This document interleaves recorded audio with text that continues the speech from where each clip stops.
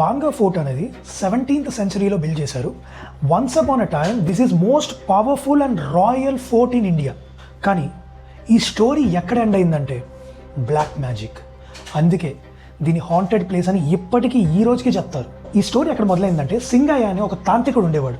So అతనే వచ్చి రాణి రత్నావతిని చూసి అబ్సెస్ అయిపోయాడు. చిలిపిగా రాణిగారు వారే పర్ఫ్యూమ్స్ అవి ఉంటాయి కదా అప్పట్లో, సో దాంట్లో మ్యాజిక్ స్పెల్ వేసాడు, లవ్ స్పెల్ లాంటిది, అంటే వశీకరణ అలాంటి రిలవెంట్ది ఒకటి ఆ పర్ఫ్యూమ్లో వేయాల్సి వచ్చింది ఆ మనోడు అప్పుడు. కానీ అప్పుడే హైలైట్ ట్విస్ట్ ఏం తెలుసా, ప్రిన్సెస్కి ఆల్రెడీ డౌట్ వచ్చింది. సో ఆవిడ ఏం చేసింది తెలివిగా ఆ స్పెల్ని రివర్స్ కొట్టేలా చేశారు.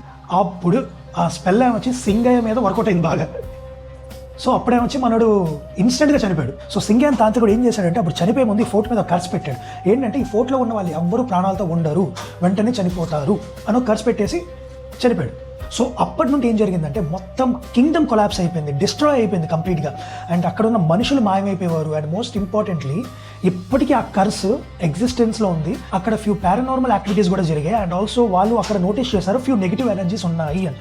అండ్ మనం చంద్రముఖి సినిమాల్లో వాటిలో చూసుంటాం. ఎలా అంటే వెంటనే పెద్ద డోర్ ఉంటుంది, ఆ డోర్కి తాయెత్తులు కట్టేసి ఇది కట్టేసి మొత్తం బ్లాక్ చేస్తారు.